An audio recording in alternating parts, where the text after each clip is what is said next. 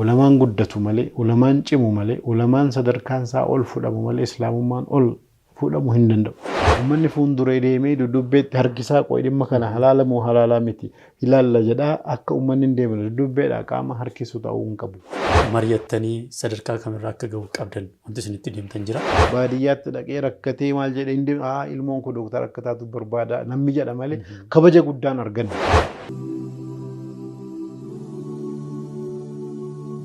بسم الله الرحمن الرحيم الحمد لله رب العالمين الصلاة والسلام على رسول الله صلى الله عليه وسلم كبجمتوتا هردفتوتا جالتمتوتا كينيا yeroo ammaa kana haala qabatamaa biyya keenya keessa jiruu fi akkasumas immoo akka uummata muslimaatti maaltu jira waan jedhu haala yeroo irratti ustaaza keenya ustaaz Ahmadiin Jabal waliin marii kan gaggeessinu ta'a jechuudha. Dhimmi kunis egaa manni maree dhimmoota Islaamummaa Itoophiyaa filannoo gaggeessuudhaaf yeroo kanatti galmee eegaleeti kan inni jiru. Galmee eegalee tarkaanfii heddullee deemiti kan inni jiru. Kanaan wal qabsiisee kallattii adda addaatiin filannoon kun akkuma beekamu kana dura bifa kanaanis gaggeeffamee gatiin beekne gaaffii kaasaati kan inni jiru. Maaltu ta'uu mala akkamtu ta'aa jira garamittis deemaa jira waan jedhu namoonni hedduun gaaffii kaasaati kan isaan jiran. Kanaan wal qabatee haalli qabatamaan jiru yeroo ammaa kanatti maal fakkaataa waan jedhu irratti ustaaza keenya kabajamaa fi jaallatama isa waliin kan turtii taasifnu ta'a jechuudha. Ustaaz baga nagaan dhufti.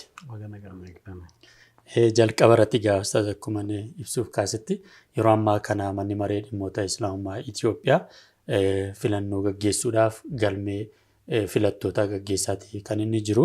Kanaan wal qabsiisee ammoo atis kallattii addaatiin ammoo filannoon kun akkam ta'uu qabaa, uummanni akkamitti hubachuu qabaa, akkamitti deemuu qabaa kan jedhuun gama tokkoon ammoo yaada kaasaati kan itti jirtu. Mee yaada kee kanarraa uummanni maal hubataa, uummanni maal akka hubatuuf immoo bu'aansaa maal akka ta'uufi. Bismillaahi Rahmaani Rahiim. Alhamdulillaahi Rabbil Aalamiin. Assalaatu wassalaamu alaa Rasuulillaahi sallallahu alaihi wasallam. Akkuma beekamu yeroon ammaa yeroo filannoo majlisaatii wal qabatee sochii deemaadha. Asirratti waan sirreessuu barbaadu filannoo majlisaa yeroo adda addaa gaggeeffameera. Awwala reef majlisni yeroo hundeeffamurraa kaasee bifti isaa adda addaa ta'u malee filannoo godhamaatu as ga'e. Akkasumas immoo akka uummataatti keessattuu immoo bara 81 irraa kaasee Haji Muhammad Saanii Habiib yeroo isaan gara akhiraa deeman achiin booda akkamitti filannu jedhanii miseensonni koree raawwachiistuu fi mana maree ulamaa keessa jiran filataniiru. Bara 84tti immoo gaaffiin filannoon bal'atee uummanni filachuu qabaa kan jedhuun sochii ka'e irraa ka'e. Baatii lammaffaa bara 1985tti filannoon godhameera. Yeroo sanaa biyya guutuu wal gahuu baatus yeroo duraatiif masjida irratti, madrasaa irratti, mana quraanaa adda addaa irratti, galma mootummaa keessattis bakka masjidni hin jirretti haala kanaan godhameera. 1992 irrattis akkanuma filannoon godhameera. Haala adda addaatiin godhamaas gaheera. Amma immoo filannoon haala kanaan bal'inaan godhamuudhaaf sochiin godhamaa jira. Filannoo goonuu kana keessatti namoota waggaa 5 dhufu kana majlisa hoogganan filachuudhaaf yaalii yeroo ganu filannoo dabarfatanirraa waan barachuu qabnu jira. Akkasumas immoo hooggansa yeroo adda addaa majlisatti dhufee tajaajila kennuudhaaf yaalii godhee milkaa'ees dadhabees mormiin itti ka'es haala adda addaatiin majlisa keessaa kan bahee jira. Kana hundarraa barumsa fudhannee majlisa haala gaariidhaan gaaffii uummataa tajaajila uummataa kennu fiduudhaaf yaalii gochuun barbaachisaadha. Kanarraa kan ka'e yeroo hedduu bakka hooggansaa kanarratti yeroo uummanni keenya filannoodhaaf waamamu dhimma diiniiti. Kanaafuu dhimma diinii immoo sheekota beeka jechuudhaan waa hundarratti sheekota dura buusuu jira. Wanni kun sheekotaaf yookaan ulamootaa bakka kennu waan gaarii otuma ta'ee jiru. Maaliif filannoo gaggeessinaa? Maal akka nu hojjetan barbaannaa? Nama akkamii filachuu qabnaa kan jedhu kun laalcha islaamummaatiinis laalcha majlisni irra dhaabbatee hawaasa tajaajiluu barbaaduunis kallattii adda addaatiin laaluun barbaachisaadha. Namoonni tokko tokko ulamoota jibbuurraa akka ulamoonni hin filatamne gochuurraa yookaan immoo ulamoota xiqqeessanii laaluurraa akka ka'e fakkeessanii Walirraa adda addaa gaggeessaa turan. Ana irrattis sooshaal karaa miidiyaa hawaasaatiinis yaalii gochuu. Kallattii adda addaa garee qabanuunis ulamoota irratti Ahmadiin duulee xiqqeessee akka jarri hin filatamne akka isin hin filatamneef kana godhaaraa kan jedhu akka ka'uusaas nan beeka. Garuu dubbiin bakka sana hin jiru. Islaamummaadhaaf yaadna taanaan uummata keenyaaf yaadna taanaanii ifaan ifatti utuu waliin qaana'in nama akkamii utuufillee uummata islaamaatii bu'aa buusaa. Namoota filuu kana maal akka nu hojjetan barbaanna. Tajaajila maaliitiif jara kanaas barbaanna. Sheekota jaallachuun ulamoota kabajuun waan gaariidha. Haa ta'u malee immoo dhimmi kun dhimma tajaajilaa waan ta'ee jiruu fi uummata tajaajiluu keessatti eenyu nu tajaajila jennee ija diiniitiinis ija seera majlisaatiinis tajaajila uummanni majlisarraa barbaaduun kallattii adda addaatiin ilaaluun barbaachisaadha. Yaada jedhuun kaaseen. Kana yeroon kaasuun akka ragaatti waan adda addaa mul'isuudhaaf kan itti fayyadamee jira. Fakkeenya yoo ilaalle uummanni islaamaa waggaa 50 darbe majlisarraa maal barbaadaa ture egaa majlisni hundeeffame. Gaaffiin kaatuna maal ture? Maal akka nu godhu barbaadna majlisni. Majlisni haa cufamuutu jennee. Maal dhabnaa? Jiraachuu isaarratti immoo komii qabna.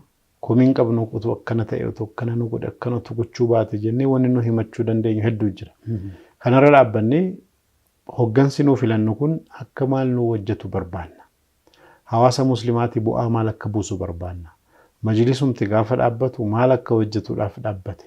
Ergamni majlisaa maali? Kaayyoonni milkeessuu deemu maali?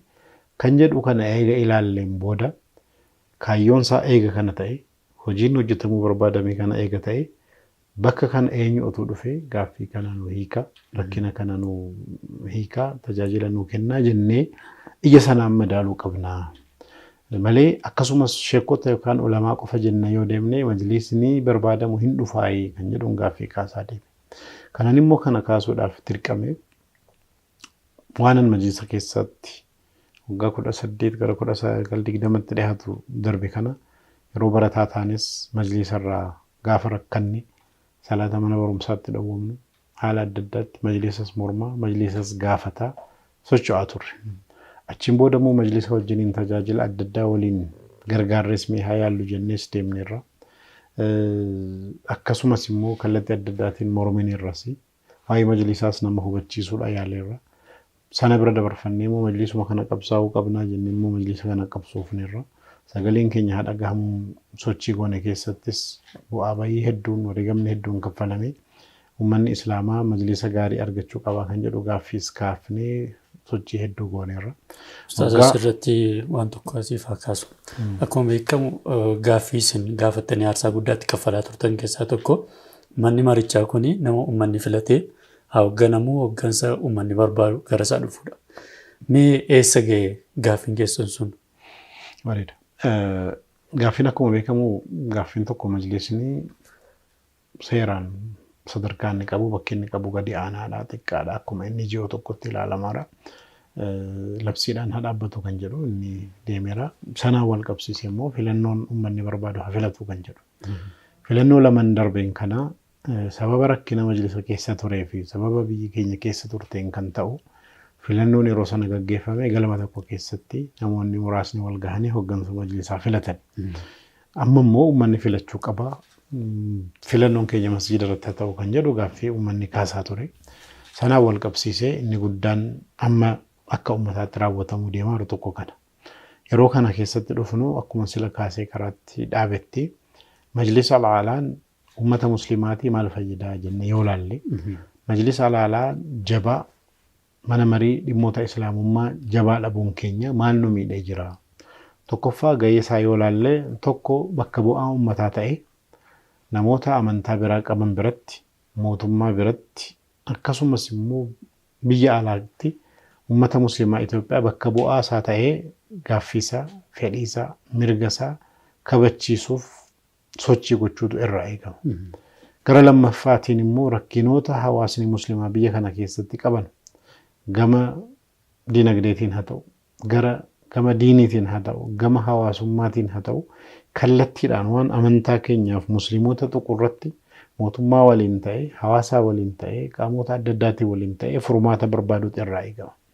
Sadaffaa immoo dhaabbanni akka dhaabbata islaamaa fi uummanni immoo inni bakka bu'u musliima akka ta'u jiraatti islaamummaa irra dhaabbatee diinii kana babal'isu uummata kana hubachiisu uummata kana cimsu sadarkaa uummata kanaa ol kaasu waan hojjechuu barbaadu gama diiniitiin hojii isaa hojjetaa jechuudha. Gama biraatiin immoo uummanni kun fedhii adda addaa qaba. Seera haaraa bahaa, labsii haaraa bahaa, poolisii haaraa bahaa, hojimaataaf tarsiimoo adda addaa mootummaa irraa dhufu wanni achi dhufu kun musliima laallatee hin fayyadamu hin fayyadu jedhee akka bakka bu'aa musliimaatti sanarra dhaabbatee gahee adda addaa irraa eegamaa jechuudha. Kanaaf kan kana fakkaatan hedduu gaafa laallu dhimmi gara misooma amantaatiin dhimmi gara misooma uummanni musliimaa barumsa diiniitis haa ta'u barumsa ammayyaatti cimee dinagdeedhaan cimee kallattii adda addaatiin sadarkaa olaanaa geessisuu irratti gaafa majlisni isarraa waa barbaannu eenyuun utuu finnee waan kana immoo galmaannuu gahaa jennee ilaalla. Islaamummaa keessatti uummanni musliimaa ulamaa jaallachuun bareeda waan guddaadha. Jaallachuus qaba, kabajuus qaba. Ulamaan guddatu malee, ulamaan cimu malee, ulamaan sadarkaan isaa ol fudhamu malee islaamummaan ol fudhamu hin danda'u. Ulamaa ol fuudhuudhaaf immoo ulamaa qabnu kanarratti xiyyeeffannee hojjechuu qabna. Ulamaan nu qabnu kun barumsa idilee ammayyaa barachuu qabu. Teknooloojii adda addaa kanas barachuu qabu. Sana bira dabarfatanii immoo mustawaan addunyaan irra jirtu kana gara gama diiniitiin waan kitaabni jedhu barachuu qofatu hin ta'in saayinsii kanas barachuu qabu. Waan adda addaa baratanii uummata hoogganan kana fuulduree bahanii uummanni duddubbee jalaa hiriiree deemuu qaba malee dudubbeetti hafanii gama saayinsiitiin, dudubbeetti hafanii gara hooggansaatiin, dudubbeetti hafanii gara gama barumsaatiin uummanni fuulduree deemee dudubbeetti harkisaa qo'ee dhimma kana halaala moo halaalaa miti ilaalla jedhaa akka uummanni hin deemne dudubbeedhaa qaama harkisu ta'uu hin qabu. Imaama jennee hooggansa keenya gaafa jennee ulamaa fuune imaama salaataa qofa ta'uu hin qabanu. Imaama waa hunda akka ta'an barbaanna. Akka jarri imaama waa hundaa ta'an gaafa barbaannu garuu sadarkaa sanatti akka gahanu maal haa hojjennuu fi sababa ergasii hacuuccaa keessa turre sababa rakkina adda addaa keessa turre ulamaan hedduun biyya alaa dhaqee dur barate. Inni kaan immoo baadiyyaa keessatti amma barate carraa barumsa ammayyaa barachuu kana hin arganne. Carraa barumsa ammayyaa barachuu dhabuun kun immoo miidhaa hedduu itti fideera. Kun immoo seenaa biyya kanaa, dinagdee biyya kanaa, hawaasummaa biyya kanaa, miidiyaan biyya kanaa waan dubbatu keessaa jalqabee afaan biyyi kun hojii itti hojjetuun jalqabee ijoollee mana barumsaatti yuunivarsiitii eebbifamteen sadarkaa sana caalanii arganii akka jarri hoogganuu danda'anu akkamitti imaamota kana sadarkaa jara ol fuunaa kan jedhu gaaffii majlisaa ta'uu qaba, gaaffii hawaasa musliimaa hojii guddaa ta'uu qaba. Ustaaz asirratti siifaa dabalu. Ustaaz Ahmadiin Jabal yeroo kanatti gorsaa pirezidaantichaati. Akkasumas immoo hayyoota waliin walitti dhufeenya gaarii qabda. Akkasumas ulamoota waliinis walitti dhufeenya gaarii qabda. Uummata birattis dhageettii guddaa qabda. Dhimma kana ulamoota wajjin hayyoota waliin hooggantoota amma jiran waliin mari'attanii sadarkaa kamirraa akka gahu qabdan wanti isinitti deemtan jira? Jira. Ani kallattii adda addaatiin fakkeenyaaf mana hidhaa keessa yeroo turre karaan nu amma irra deemaa jiru kun sirrii miti kan jedhuun sheekota waliin turre Sheekh Taahir Abdul Qaadir, Dr. Kamaal Galatuu, Sheekh Haji Ibrahim, Sheekh Sultaan Haji Amaan, Ustaaz Kaamil Shamsuu dabalatee namoonni adda mana tokko waliin turre Qaallittii zoonii 3 mana Jahaffaa kan jedhamu keessa. Bakkuma tokko waliin turre yeroo muraasa. Yeroo sana keessatti amma wanni biizii nu godhu moobaayiliin hin jirtu as. Maatiin hin jiru. Hawaasummaan, ajandaan, biiroon maal hin jiru. Wanti biizii nama godhu hin jiru. Dhimma musliimaa kana irratti mee teenyee haa dubbannu. Karaan irra jiru kun sirrii miti. Kaarikulamiin akka barumsaatti Itoophiyaa keessatti du'aatootaaf sheekotatti oomishaa jiru kun sirrii miti. Hanqina guddaa qaba. Kana sirreessinee mustawaa ulamootaa ol fuunu malee wanni kun furmaata argachuu hin danda'u. Kallattii adda addaatiin yoo ilaalle namni kitaaba qara'uudhumaan kitaaba tokko qara'aa lammaffaa dabalaa sadii dabalaa waggaa 10-15 qara'ee achiin booda sheekata. Kitaabni qara'amaa jiru kun teooraatikaalidha. Lafarra bu'uu kan irratti namni raawwatu hin jiru. Nama tokko haakimii gaafa baasuu barbaannu hin barata barreeffamaan. Waan barate san dhaqee hojiidhaan yaala. Godhi yaali jedhamee yaalii godhama.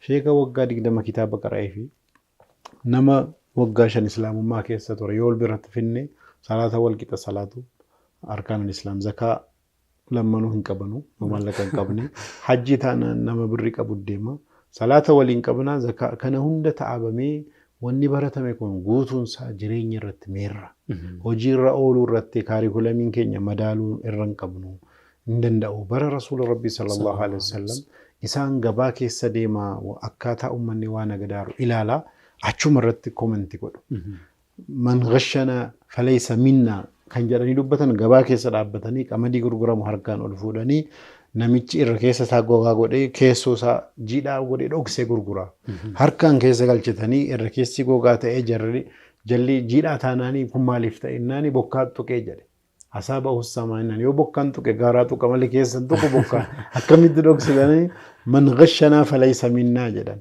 amma barumsi isaanii hojii irratti malee kitaaba irra taa'anii qara'u miti hojii irratti gabaa keessa deemanii bakka adda addaatti on job trainingidha hawaasa keessa hojii amma keenya immoo hawaasa irra adda bahanii ta'anii kitaaba qara'uudha akkana jechuudha namni qara'amaa dhuma irratti gaafa galamu sheekni kunis akkana jechuudha qara'ee gala dhuma irratti hojii irratti rakkina jira sheekonni kun hoggansa ta'anii akka deemanu biyya kana akka hoggananu jararratti hojjechuun barbaachisaadha kaarikulamiin jirru kun sirrii miti kaarikulamii ittiin qaraanu kun dhaabbatamee ilaalamuu qaba maaliif kitaabni hedduun dur barreeffame kitaabni dur barreeffamuu rakkina qabaa miti kitaabni guddaan nu qabnu quraanaan alammoo kitaaba hadiisa adda addaa qabna kitaaba hadiisa adda addaa kan immoo sheekotatu barreessaara gaafa jarri barreessan immoo mata duree kana irratti rakkina kana irratti kitaaba barreessa jedhanii waan jara yaachise waan argani waan immoo barbaachisaadha jedhan qilleensa jarri keessa ta'anii yaadan biyya jarri keessa ta'anii yaadan sanarra dhaabbatanii waan kana yaadaaru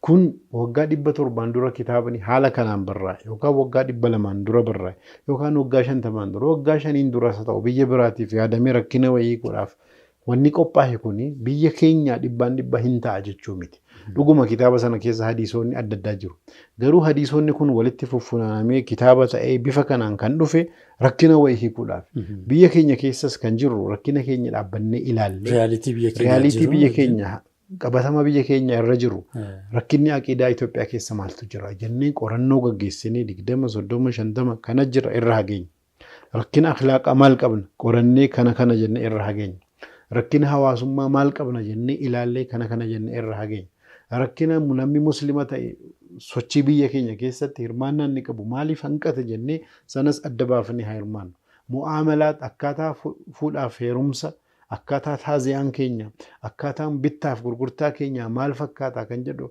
akka faallaa shari'aa waan jiru qorannee irra geenyee jara kana rakkinni keenya jennee hawaasa rakkina kanarraa bilisa ta'e ummachuu qabna jennee karoora keenya lafa keenya learning objective keenya lafa keenya haala kanaan kitaaba qopheessinee quraanarraa hadiisarraa fuunee waan kana hiikuu danda'u qopheessinee ummanni barachuu qaba malee callisanii kitaaba argatan nama qaraasisuun hin fayyadu otoo hin ta'in miidhaa qaba miidhaan isaa maali waan har'a nu miidhe waan har'a lafarra jiru dhiifnee waan xiyyeeffannaa nama biraatiin yoo qaraane rakkina akkanaa dhufa jedhan gaafa mana hidhaa sanan kaasuu jalqabe haasaas gaafa achiin baanee haala sanas sheekota tokko wal dhabneerra akkamitti akkana jettaa ishee akkam jechuu qabna realitiin keenya sirrii miti ummanni Itoophiyaa keessatti walakkaadha oli muslimni akka amantaa keenyatti akka ragaa adda addaati 32 34 haa jedhanu malee sanaa oli dhiibbaan nu biyya kana keessatti qabnu hojiin nu biyya kanaaf hojjetaa jirru gaheen nu gahuu qabnu hedduu isaa gaafa laala hanqina jira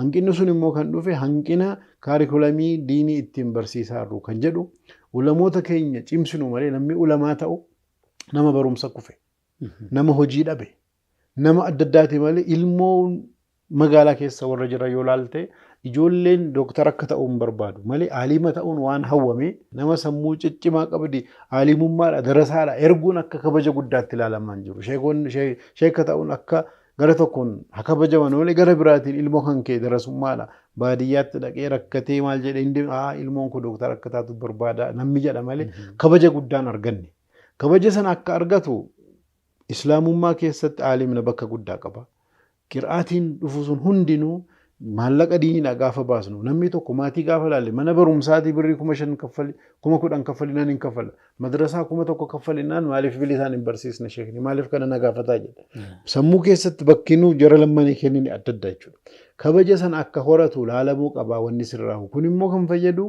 namni diinii barate namni diinii barsiisu namni karaa diinii irratti bobba'e sadarkaan isaa ol ta'ee argamuu qaba. Akka inni ol ta'ee argamu kitaaba sana qofa yookaan sheeka faarsuu qofatu hin ta'in sheekota kana cimsinee barumsaanis warra baratan dorgomuu qabu. Hawaasummaadhaanis jara kana dorgomuu qabu. Jireenya jaraas fooyya'aa ta'uu qaba. Sana gochuudhaaf awwala kaalikuramii irraa jalqabnee deemuu qabna kan jedhu yaada kana kaase. Eegan dhimmi filannoo kun dhufesi yaada nama miidiyaatti kaasaaru majlisattis kaaseera. Malee callisee bakki itti hin baafne. Amma maaltu deemaara majlisa keessatti sheekonni majlisa jechuun jedhan. Majlisa jechuun dhaabbata Islaamaati. Dhimmi Islaamaa immoo dhimma sheekotaati. Dhimma sheekotaa eega ta'e immoo namoonni hayyoonni barumsa baratanii warri dargaggoo maal majlisa keessaa godhu inni kun keenyaa jedhu jira. Wanni kun sirrii miti kan jedhuun waggaa 6 darbe keessatti sheekotaaf boordii jedhamee warra hoggansa seenan gidduutti wal harkisa guddaa ture. Sana bira dabarfamee immoo namoonni hedduun majlisa hogganan parsantiin 60-70 ulamaa ta'uu qaba. Pireezidaantiin itti aanaan bakka kamittuu ulamaa ta'uu qaba jedhamee yaadni kun gaafata wanni kun sirrii miti. Ulamaadhamoo hayyuudhamoo eenyuun kan jedhu dandeettii bakkisuun barbaaduun namoota aanaa tokko keessatti ganda tokko keessatti godina tokko keessatti naannoo tokko keessatti eenyuun qabna jennee bakka sana eenyutti ta'a kan jennee madaalliidhaan wal madaalsiisuu qabna malee akkasumaan sheeka ta'uu qabna yoo jenne majlisa federaalaa qofa namni ilaalaa. Majlisni federaalaa qaama ol aanaa guddaa tokko. Gaafa majlisa dubbannu majlisni federaalaa jira. Majlisoonni naannoo jiru. Naannoo 14 qabna. Dabalata sanarra immoo zoonii godina gara 100 qabna.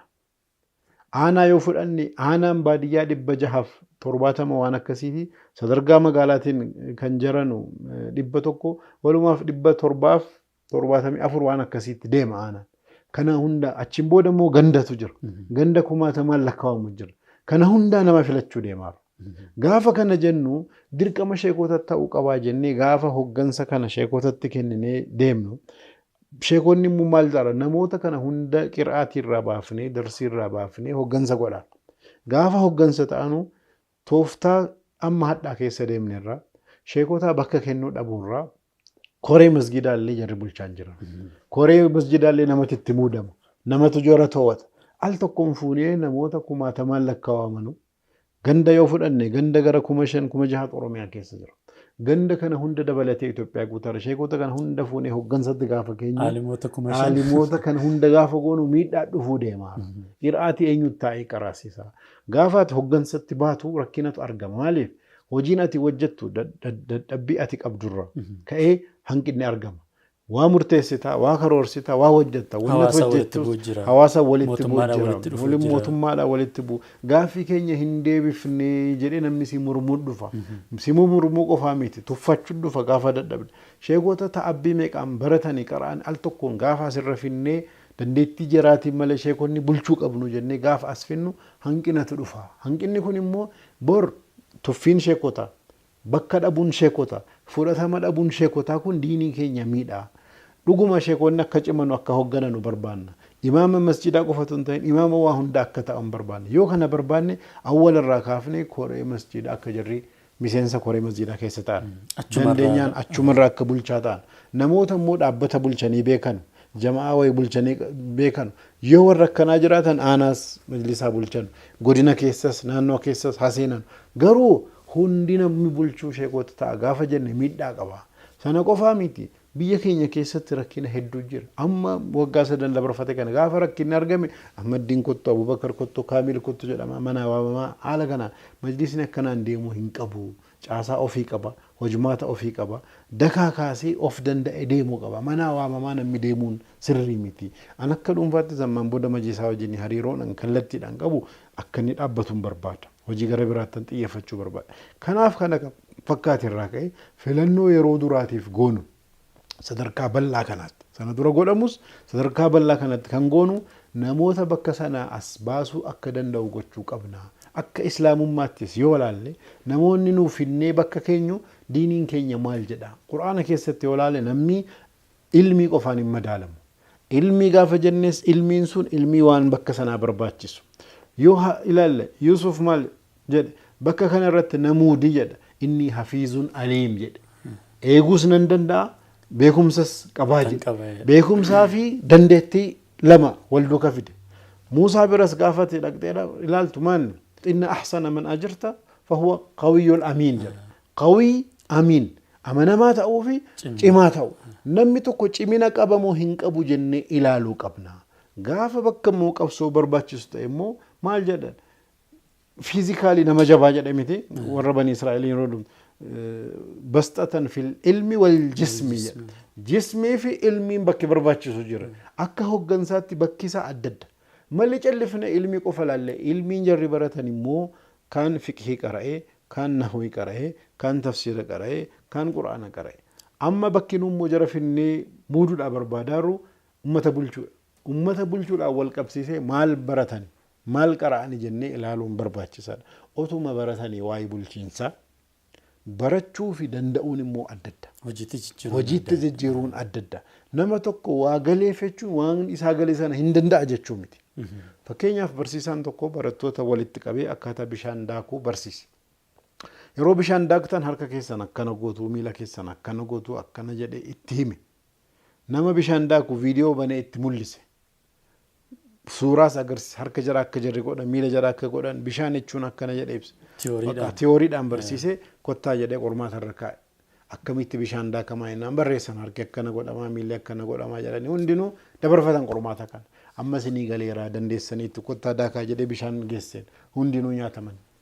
Maal inni baratan sun ilmiidha. Suuta hojiidhaan agarsiisa. Inni kun immoo dandeettiidha. Dandeettiif ilmiin waan tokko miti. Al-ilmu fit ta'allum ilmiin barachuudhaan. Wal hilmu maal inni waa tokko obsuun waa tokko cimanii gochuun waa tokko argachuun immoo bittahallum akka jedhame sana yaaliidhaan tattaaffiidhaan waggaa 50 namni bishaan ala daakuu dhaabbattee ilaalte isii kana maan dadhabaa jettee oti seenti hin dandeessu. Waggaa 100 namni biskileetii ala ofu ilaalte yookaan konkolaataa maalan hanqadhaa kana yeroo meeqan argee jettee yoo seente hin dandeessu. Arguun sun beekumsa. Danda'uun immoo waa biraati. Amma nama danda'uu fi nama tajaajila kana buusuu dandeenyu madaalliin keenya kana ta'ee nama hafilannu malee madaalliin keenya ilmii qofa yoo ta'e ilmiin waa hundarratti hin deemsisu. Ilmiin barbaachisaa ta'u waliin Rasuula Rabbi sallallahu alaihi wasallam fudhu. Sahaabaa Abu Zarr jedhamu jira. Abu Zarr al-Ghifari radiyallahu anhu hadiisa 281 hamma 285 Bukhari keessa Muslima keessa Abu Daawud Ahmad Tirmizi jira keessatti nu gabaase. Ilmi sahaabaa qabu. Garuu kanuma waliin ergamaa Rabbi sallallahu alaihi wasallam yaa maal jedhe gaafate Abu Zarr Rasuul Rabbi sallallahu alaihi wasallam yaa ergamaa Rabbi jedhe. Taayitaa irratti namuudii jedhe gaafate. Taayitaa naa kennaa jennaan maal jedhan yaa Abu Zarr ati nama dadhabaadhaa jedhan. Innaka da'iif jedhani. Waana lubbuu kootii jaalladhuun sii jaalladhaa jedhan. Taayitaan yoo haqqi isaa hin baane akhiraatti itti gaafatamu jira. Namni tokko nadaamaa keessa seena xinnaachuu jira Rabbiin biratti yoo haqqi isaa hin baane in ta'u siifi jedhan. Kana bira dabarfatanii yoo nama lama irratti illee akka ati amiiran taane jedhan. Nama lama irratti illee jedhan. Inuma akeekkachiisa hojii. Akeekkachiisa kennani. Namni sadii yoo karaa deemtani amiira nama tokko filadhaa jedhamee rameti isuma sanallee akka hin taane jedhan. Maalinnaan ati dadhabaadhaa jedhan. Dadhabiinsi isaa kun maaliini? Ilmii dhabeennaan ilmii qaba. Hadiisa dabarsuudhaan sahaabota jiran Abu Hurayraa tokkoffaadhaa lammaffaa ishaadha yoo lakkoofne afuraffaa shanaffaa keessatti ni argannaan. Haa ta'u malee immoo hin dandeessu jedhan. Maal hoggansa? Ilmii qaba hoggansa dhabuun. Akhlaaqa dhabeennaan akhlaaqas gaariidha. Maal jedhan Rasuul Rabbi sallallahu alaihi wasallam? Dhugaa dubbachuudhaan samiin jala lafaa ol kan jiru keessatti dhugaa dubbachuudhaan akka Abu Zarr namni jiruu hin jiru jedhan. Maaliin hanqate gaa hin dandeessu dadhabaadha kan jedhame maali jennee gaafa laalle hadiisuma Rasuul Rabbi sallallahu alaihi wasallam waa'ee isaa dubbatan akkasumas gocha ni dalagaa ture tokko tokko irraa kaanee irraa wanni hubannu jiru. Fakkeenyaaf maalinni Abu Zarr nama qophaa deemu. Jireenya isaa keessatti nama walii galee hawaasummaa kana qabaatee namaan deemuu kana irratti rakkina qaba. Kanaaf Rasuul Rabbi sallallahu alaihi wasallam Abu Zarr ya'iishu wahdahu wa yamuutu wahdahu jedhan. Qophaa isaa jiraata qophaa isaa du'a jedhan. Hawaasummaa namni hin qabne namni namatti makame hawaasa keessa seenee hawaasa kana hoogganuuf gaafate barbaaddu hawaasa kana mari'achiisee walitti hiriirsee walii galchee tokko godhee deemuun kun hawaasa kana baruun namni hawaasa keessaa of baase hawaasa keessa hin jirre hawaasa kana sochoosuu hin dandeenye hooggansa ta'uu hin danda'u tokko. Lammaffaa Abu Zarr al-Ghifari radiyallahu anhu maal irraa argina akka akhiraatti bor jedhee yaadus duniyaa irratti garuu bor jedhee waan yaadamu kana hedduun qabu. Keessattuu immoo maallaqaa wal qabsiisee maal inni waan argatame hunda harruma fixanii galuudha. Sadaqaa kennanii malee harka taa'uun hin qabdu jedhee nama yaadu. Kana bira dabarfatee gabaa keessa deeme bakka daldalaa yaa warra sooressa warri suuqii banattanii teessan maaliif maallaqa walitti qabdu harruma sadaqaa kennaa galaa jedhee nama kakaasa. Kanaan naqii nama wallala. Nama waa'ee gara fuulduraatiif yaadne hooggansa yoo goote ummata sana maal gootaanii kan jedhu miidhaa guddaa ummata irratti fide. Maaliif hawaasni tokko boriif yaaduu qaba. Islaamummaan kun akkam taati borii hawaasni muslimaa kun bor akkam ta'a jennee har'a yaadne har'a waan qusachuu qabnu waan gochuu qabnu waan barachuu qabnu waan nu barbaachisu har'a hojjannee bor hawaasa kana ceesisuun madaallii hooggansaa keessaa tokko. Abu Zarr radiyallahu anhu kana dhaba. Sadaffaa dhimma gosummaatiinis wal qabatee komiite irra jira. Rasuula Rabbii sallallahu alaihi wasallam Abu Zarriin jaahiliyyaan si keessa jirtii jedhani. Maaliif Bilaal ibn Rabaah fi sahabaa tokko bifti jaraa gurraacha waan ta'ee jiruuf maal jedhani maal jedheen inni maal jedhe Bilaaliin yaa ibna Sawdaa jedhe yaa ilma qaallittii gurraattii sanaa jedhe. Rasuula Rabbii sallallahu alaihi wasallam dhaalan kana bifa haadha isaatiin ati arrabsuu yaalteeni jedha. Achumaanoo jaahiliyyaa si keessa jirti jedha. Nama bifaan gosaan adda adda qoodanii nambii dhaalu kun hooggansaaf hin ta'u kan jedhu dadhabiinsa qabdaa kan jedhame keessaa tokko waan akkana argina jechuudha. Amma ilmii qofaa miti kan laalamu. Waan barbaachisaa ta'e hojjechuu danda'amu hin danda'u kun laalamuu qabu. Kana qofaa miti Rasuul Rabbii sallallahu alaihi wasallam. Namni tokko jedhan namoota jiran keessa dandeettiidhaan nama caalu utuu jiru nama sanaa gadi yoo mudde ergamaa Rabbii ganuudha Rabbiin ganuudha musliimoota ganuudha jedhanii hadiisa keessatti himan. Bakka hundatti eenyu caalaa jennee madaallee waan barbaadamu san irratti maaltu caalaadha. Ilaali Rasuul Rabbii sallallahu alaihi wasallam mee hadiisa warra beekaman laal. Abu Hurayraa radiyallahu anhu fudhu. Qur'aanaan Ibnu Mas'uudin fudhu. Tafsiiraan Ibnu Abbaasin fudhu. Halaalaaf haraamiin Mu'aazin fudhu. Rasuulli Rabbii sallallahu alaihi wasallam jara kana maaliif muudaman kennine? Yoo beekumsaan ta'e Mu'aaziin illee da'waadhaaf ergane qaadii godhanii muudaniin beekumsa isaatiin madaalanii qur'aanaan hukumii godhee qur'aana keessaa dhabde hadiisan yoo hadiisa keessaa dhabde aqlii koo fayyadamee sammuu kootii yaadee murteessan nan gammadanii ergane biyya bulchii miti da'waadhaaf qaadummaadhaaf ergane. Amma otuu sana ta'ee Abu Hurayraa tokkoffaan muudama ture. Maal inni garuu dhimmi isaa dandeettii kana eenyu danda'a? Khaalid ibn Waliidin fudhu hoggansa waraanaa godhanii ergane. Khaalid Qur'aana yeroo qara'u qul yaa ayyuhal kaafiruuna salaata tokko keessatti yeroo lama dogoggore. Achiin booda maal jedha? Shagalatni al-jihaadu anil Qur'aan. Jihaada gochuun Qur'aana qara'uu irraa biizii na goote jedha. Kanumaa waliin garuu hoggansa ta'ee waraana kana hogganaadha. Jaafar ibn Abi Xaalibin fudhu hijiraa biyya Itoophiyaa dhufe. Bara nabiyyummaa shanaffaa irratti dhufe. Waggaa 15 Itoophiyaa keessa ture. 20ffaa irratti deebi'e yeroo waraana Khaybar. Achiin booda waggaa 3 tafe Rasuulli akhiraa deemuudha. Akkuma isaan deebi'aniin hoggansa waraanaa godhaniin. Innooti waggaa 15 hadiisni kun guutuun ala bu'u turre. Isaanii wajjinis hin turre maaliif madaalanii jetti gaafa dandeettii hoggansaan laalame. Osaamaa ibnu Zaydiin laal ilma Ummu Ayman. Isa muudaniin maal waraana kan akka inni deemu jedhanii ajajan. Hoggansa gaafa godhan Abubakar keessa jira, Umar jira, sahaabaan gurguddaan keessa jira. Gaafa Osaamaan hoggansa godhamee deemamu namoonni tokko tokko akkamitti Osaamaan hoggansa ta'a innooti reef umriin isaa waggaa 18 jedhanii haasaa gumgumani. Namoonni gurguddaan otoo jiranuu akkamitti jara kana hogganii deemaa jennaan Rasuulli kana gumgummii kana dhagaanii masjidatti ummata waaman. Ergasii abbaasaa Zaydiin gaafan muudusi akkanuma natti dubbattanii jedhan. Har'as ilma isaa gaafan Osaamaa taayitaadhaaf muudu akkanuma gumgumtanii jedhan. Beekaa jedhan ummataan. Rabbiin biratti bakka kanaa kan malu hoggansa kanaaf isaa jedhan.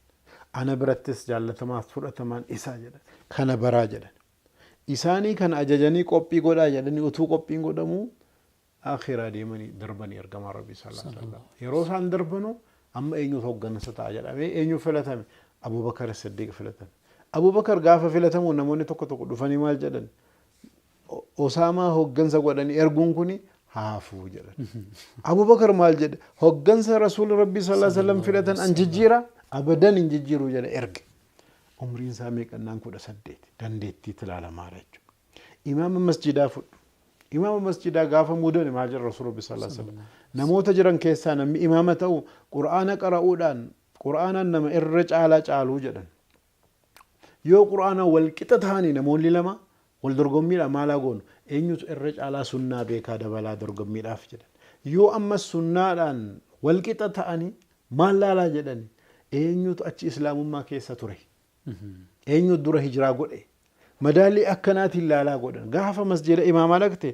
bakka inni hojjetu kana salaachisuudha salaachisuu kana eenyutu madaalaa maaltu isa barbaachisa sanaan gaafa waraana deemte waraana kanaaf gaafa bulchiinsa deemte bulchiinsa kanaaf eenyu jedha jedhame ilaalama malee namni hundinuu dandeettii wal qixan qabu aalimallee ta'anii dargaggoollee ta'anii hayyuullee haa ta'anu barbaannan ammaan hayyuun haa ta'anu jedhaa hin jiru hayyuu haa ta'anu sheekota haa ta'anu nama bakka kanaa malu eenyuun ni jennee madaalliin keenya sanarra dhaabbachuu qaba namni diinii barate fiqhii nama qarate finne yookaan nama barumsa tokko ammayyaa kana barate lammanuu finne callifne hagalchinuu miti kamiintuu bakka kana yoo dhufe irra caalaa bu'aa nuu buusa maaliif hojiin ni hojjechuudha deemuun bor madaaluuf deemarra miti maal jedha rabbiin hojiidhaan madaal gaafa hojii hojjettani rabbiin itqaana hojjedhaa jedhe ergamaa rabbii sallallahu alaihi wasallam rabbiin hin jaallata hojii bareechanii hojjechuu hin jaallataa jedhan quraana keessatti rabbiin maal jedhe tabaarakallazi biyadihi almulku wa huwa ala kulli shay'in qadir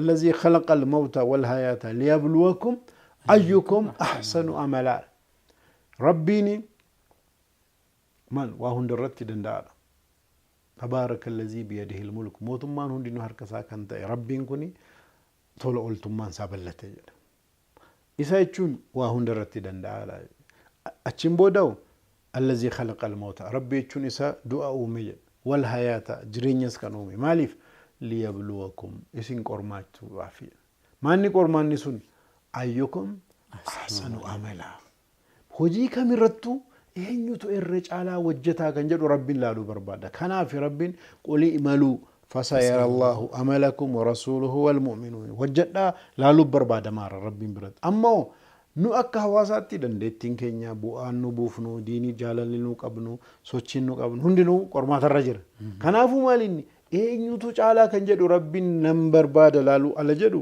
eenyutu waan kan akka muslimaatti caallee akka argamnu hojii keenya kan hoggansa keenya akka inni bareedu nu godha kan jedhu laaluu qabna kallattiin kun halaalamuudha wannan kaasaa ture kana dhabne callifne sheekota yoo jenne diinii miina kallattii hedduudhaan tokko namoota qabnu hunda fuunee majlisa galchina bor baatii jahan tur Ahmadiin maal jedhe Itoophiyaa keessatti baatii jah dhimmi salaata dhimmi hijaaba dhimmi barattoota otuun ka'in hin turu maaliif garee waan kana yeroo yeroodhaan karoora ta'e jedhee kan nutti kaasu jira gaafa sana dadhabanii sheekonni achiin booda'u dadhaban jedhamee komii dhufa gaaffii dhufa majlisni maal hojjeta dhimma lafaatiin wal qabsiisee dhimma lafa masjidaatti jira masjida ijaarsisuu jira hawaasa sochoosanii maallaqa fiduu jira mirga kabachiisuu jira diiniin keenya gaafa tuqame diinii keenya irraa difaa gochuu jira hojiin isaa hedduudha gaafa kana gaafa jarri sababa adda addaatiif warri siyaasaa itti taphatee gowwoomsee shawwadees haa ta'u jaraagaluufis haa ta'u meesota jenna jedhaniis haa ta'u sodaataniis haa ta'u dadhabaniis haa ta'u gaafa kana maaltu dhufa sheekonni hin danda'anuu jedhamee hubannoon kun fudhata sadarkaan isaanii nama keessatti qaban gadi bu'a gaafa kana ilmiin jarri baratan da'awaan jarritti ta'aban hundinuu duukaa fudhatama dhabuudhaaf ergasii majlisa nama biraat harkaa qaba warri majlisaa kun warra diinii hin qabne kaadireedha warra ebaluudha jedhamee nagaadhaan masjida qabatanii barsiisaa ture ammoo masjida bahanii dhaqanii hoggansa fudhatan gaafa sababa jarri murtii murteessan ati gaafa ati qaadii taate tokkoon gammadaa tokkoon gadda majlisa gaafa taates wannatti murteessitu hawaasa garii gammachiisaa garii mufachiisa gaafa sana maal namni sitti mufatu baay'ee gaafa sana bakka ati masjidatti qabdu da'awaarratti qabdu fudhatamaatti qabdu duukaa kufa kanaafuu maal namallee qusachuu qabna nama qabnu hunda galchuu hin qabnu maaliif wanni kun yeroodhaaf waan dhufe boor immoo taa'ee diinee eenyu barsiisa yoo amma biyya keenya ilaalte daawaan dadhabeera qiraatiin maali inni sababni an tokko sababni namoonni qabu hedduu majlisa keessa galchanii majlisa keessa gaafa deemte waa hedduu laalta akka duree bilisummaadhaan haasoftu akka duree masjida kee waan barbaadden sun dabalatee rakkina qaba yoo jarri immoo fudhatama jaraa gadi bu'e miidhaan dhufu kun diinii keenya irratti kanaafuu maal inni bakka tokko gaafa rabannu eenyu bakka sanaa ta'a kanaaf rasuulli rabbii sallallahu alaihi wasallam sahaboota waliin hariiroo isaan qaban yoo laalle namoota hunda akka dandeettii isaa itti fayyadamuu irratti yaalii godhan ilaali quraana keessa da'waa gochuu jira qabsaa'uu jira hojii adda addaa jira diinii keessatti miti al tokko namoonni hundinuu da'waa jihaada bahuu barbaade rabbiin quraana buuse wamaa kaana lilmu'miniina an yanfiruu kaaffa فلولا نفر من كل فرقة منهم طائفة ليتفقهوا في الدين ولينذروا قومهم إذا رجعوا إليهم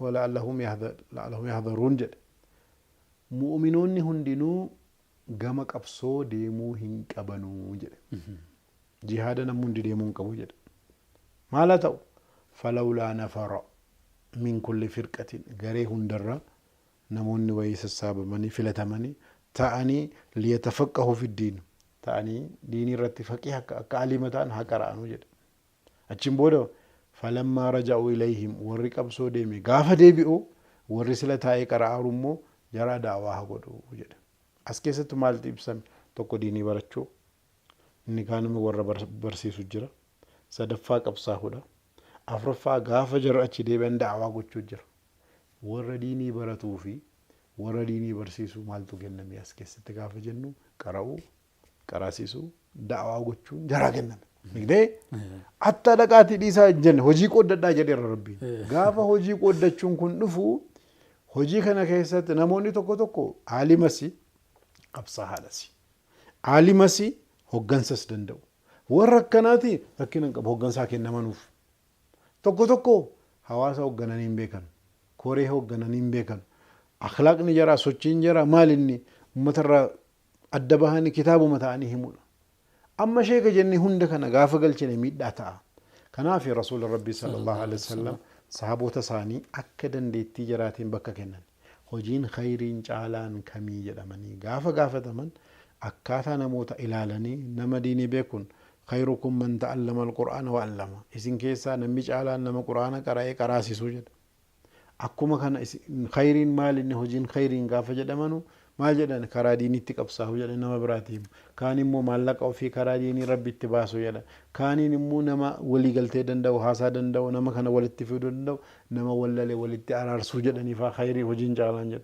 كانوا انن حلا حبا تجاجلو وردو برتوتا غافنان حجن مبرور جدن اكاتا نما تديبسن مدالي صحابوتا كنن غافلالتي امين هذه الامه ابي عبيده بن الجراح جدن امنمان امتكنا ابي عبيده بن الجراح جدن حلالا حرام بيكون رتي توكفان معاذ بن جبل جدن معاذ غافا كان يدم عمري وقا ديدم ريف درغ حلالا حرام قران اك ربين بوست نمي قراو برباده اك عبد الله بن مسعود قراو تقراو جدن تفسير جنان عبد الله بن عباس جدن نگيده غافا صدقه ديني ربي تباسو جدن مالقا عثمان سوچي دف dhugaa dubbachuuf diiniidha yaqiinaan sabaataan dhaabbachuu Abubakar jedha diinii rabbiitiif aaru dallanu qabsaa'uu barbaadu kanarratti Umar ibn al-Khattab jedha akkasumas immoo diinii rabbiitiif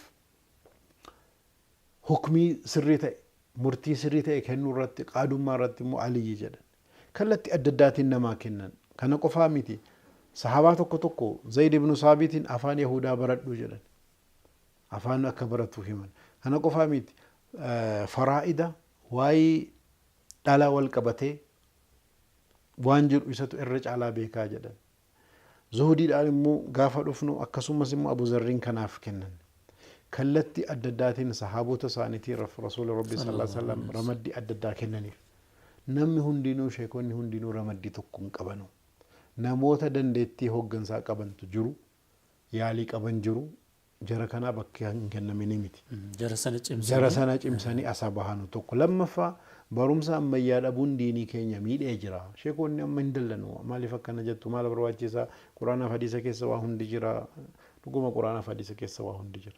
Waa hundi kan jiru baradhaanis achi keessa jira. Saayinsii qoradhaanis achi keessa jira. Teekinooloojii baraanis seenaa baradhaanis waa'ee addunyaa kana dhaqaa qoradhaas jedha. Akkamitti lafa uumamni akkamitti jalqabe kayfa bada'a al-khalq jedha. Akkamitti rabbiin waa uumuu jalqabe qoradhaa jedha. Ofuma isaati quraana keessatti dhaqanii qorachuun ilmii quraan itti nu kakaase keessaa. Dhaqaatii seenaa uummata darbee qoradhaa jedha. Quraanatu nutti maara. Miti ilaalii samii kana akka inni itti uumamee jedha. Samii kana ilaalanii qoratanii achi keessaa fiduun jira. Waa'ee urjii kana quraana keessatti waa'ee urjii nutti hima. Urjiin kun akkamitti hojjetti kana barachuun achi keessa quraana kana waa hedduutu jira guutuu isaa yoo fudhan. Achi keessatti namni hundi waa hundan qara'u. Quraanni waan ofuma isaatii hadiisaan yookaan quraanaan kan nutti himame jira. Dhaqaa baradhaa beekaa jedhamee immoo kan nu kakaafamne jira.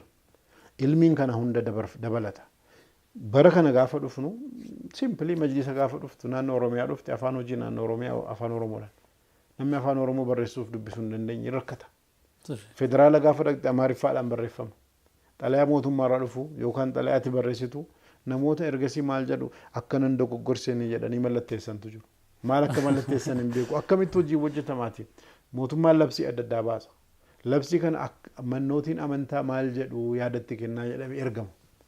Gaafa ergamu hin dubbisanu jirri maal godhamu. Hin rakkatu. Dubbisanii hubachuun dubbatanii hubatanii waan musliimaa fayyadu deebii kennuutu irraa eegama. Yoo wallaalte gara kanaan musliima irratti miidhaa fidaarta. Itti gaafatamummaaf dhufaara. Seera adda addaa waggaa waggaadhaan ba'a yookiin achitti waamamta. Yoo manatti sitti dhufe illee rakkina hin qabu jennee nama waamtee na dubbisaa jettaa yookaan mariidhaa jetta. Al tokko tokko waamamta. Maaltu dubbatamaa raquma hin qabdu. Gaafa kana achi taa'uu keetti gammadde miidhaa uummata musliimaatti dhufe immoo gaafatamuu dhufe. Mootummaan immoo achi jirta gatii ta'eef fudhataniiru jedhee bakka bu'aan keessan jiraa jedhama. Amaanaadha. Amaanaan kun immoo itti gaafatamummaa qabda. Kullukum raa'in wa kullukum mas'uulun an ra'iyyatiin kana gaafa gaafatamte akkamitti deebifta. Diini kana keessatti amma wanni dogoggoramaa maal inni. Mana marii dhimmoota islaamummaa jedhamti maqaan isaa. Dhimmoota jiraachuu dhimma tokko miti kan jiru. Dhimma baay'ee. Dhimma baay'eedha. Dhimma uummata miiliyoonotaa ta'e. Uummata miiliyoonotaa. Amma maal inni ilmiin qofti hin jiru. Sheekonni ilmii qabu kanaaf wanni hundinuu ilmii qofaa miti. Dhimmi dargaggootaa achi keessa jira. Dhimmi dubartootaa achi keessa jira. Dhimmi hawaasummaa jira. Misoomni jira. Mirgaa qabsaa'uu jira. Kana hundatu jira. Kana hunda gaafa jiru namoota kanaan malu hunda fiduu qabda. Amma gaafa ati ilaallu majlisa federaalaa haa ta'u kan naannoo haa ta'u kan aanaa haa ta'u nama gaafa fidu aanaa sana keessatti akka maal nu hojjetu barbaadna. Akka masjida imaama salaachisanii galuudha moo maal inni sanaa miti hojii qaba. Maal inni mootummaa wajjiniin teessee mirga musliimaa kabachiisuu irratti haasoftee falmitee wannatti amansiiftee wannatti fiduu qabdu jira. Ummata miidhaa musliima irratti gaggeessu mana murtiitti mattee qabsoo gootee maal gootee kan furmaata barbaaddu jira. Karoorsitee istiraatiijikaalii maaltu gara fuulduraa ta'aa jettee diinagdeedhaan akkanatti galii madda galii baay'ifannaa jettee asirratti hojjechuun sirraa eegama. Kallattiin isaa hedduudha. Nama akkuma masjiida salaachisee galu qofa fiddee yoo ati keesse ilmiidhuma dubbatanii galuudha yookaan oolanii galuudha gaafa jette musliima irratti dudubbeetta faara. Uummata kaanii wal bira qabi ilaala. Uummanni kaan hoggansa fudhata.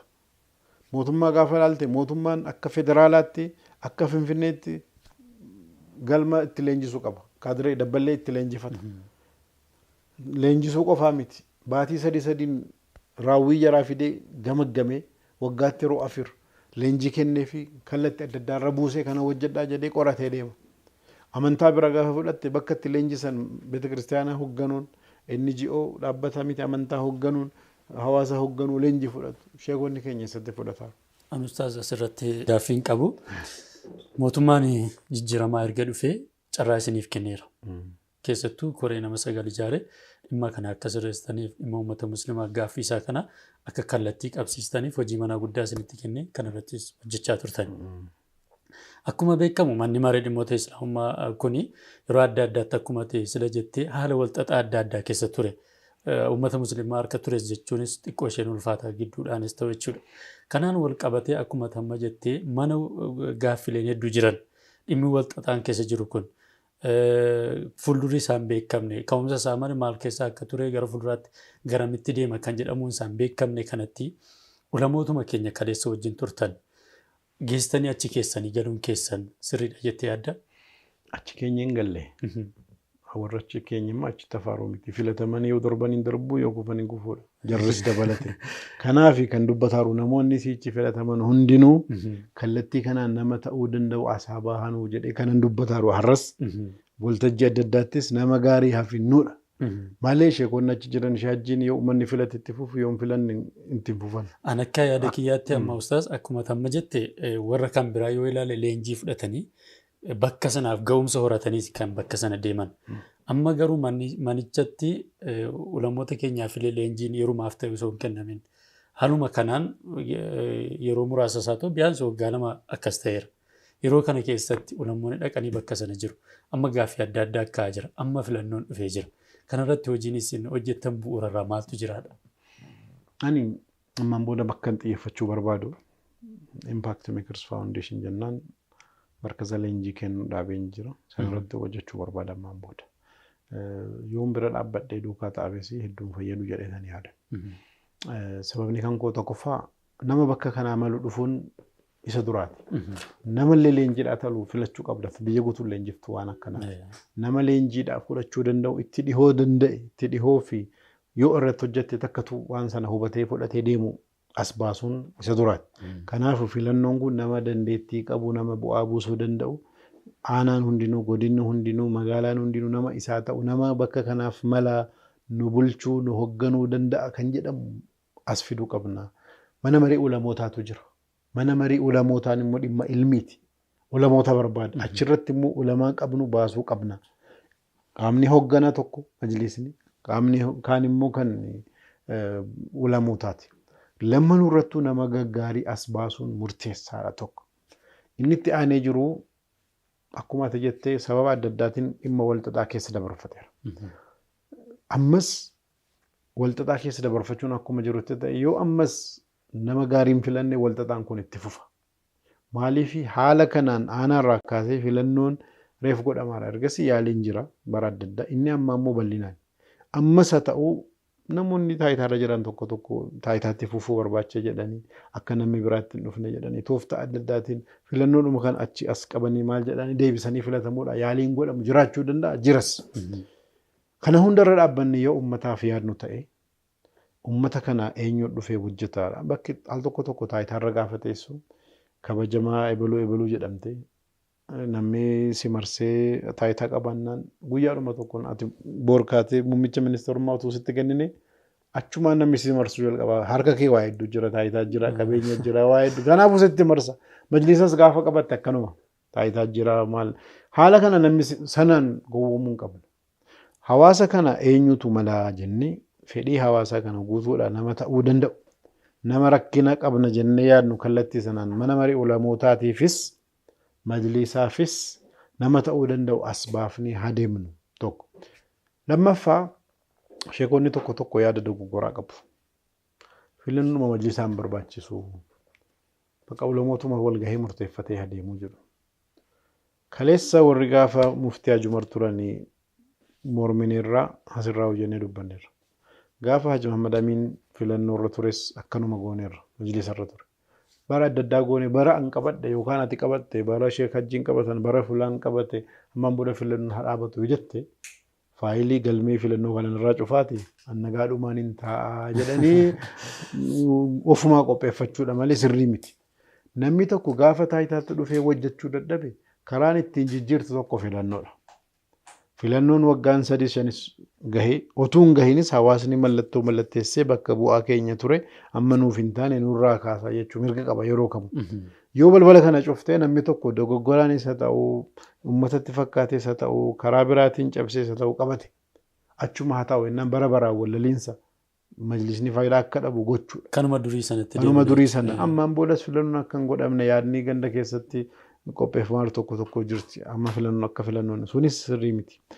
Ammaan booda gaafa filannoon kun xumurame akka yaada kootti anas dabalatee namoonni jijjiiranu kamuu beekumsa qabnu muuxannoo qabnu leenjifnee maalne baatii tokko leenjii kenninee fi eega jarri sirriitti hubatan kunoo jedhanii majlisa jaratti kennanii biraa galuu anaaf kana yaadu malee ammas gorsaadhaa akkasii jedhanii duukaa ta'abuun barbaadu. Hojiin angara kanaan haloota dhufu qopheessuu irratti barreeffama ergasii karaatti dhaabetti fufsiisuu irratti kallattii adda addaatiin bu'aan buusuu qabaa jedhee waan yaadu irratti xiyyeeffachuu barbaada malee kana duukaa turuu kana fedhii hin qabu. Haa ta'u malee dhimmi majlisaa dhimma hunda keenyaati. Dhimmi islaamummaa hunda keenyaati. Seenee dhiisee waan nu dhiisuu miti. Maaliif wanni diinii keenya laallatu hundi nu laallata. Namni majlisa keessa jirus kan hin jirres.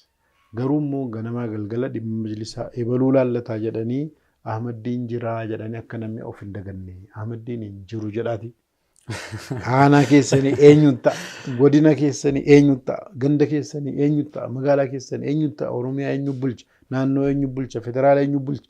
Sadarkaa sanatti ilaala. Namni wayii jira jedhamee gaafa namni nama wayii ilaalee harka isarra qabee callisee taa'ee aanaa keessanii osuma jiraadhee dhufee nama isin hin filan, nama isinii ta'u. Masjida keessanii hin filan. Kanaafuu namni isin aanaatti filattanu suni caasaa kana ol fudhatee pireezidaantii majlisa federaalaa ta'uu danda'a.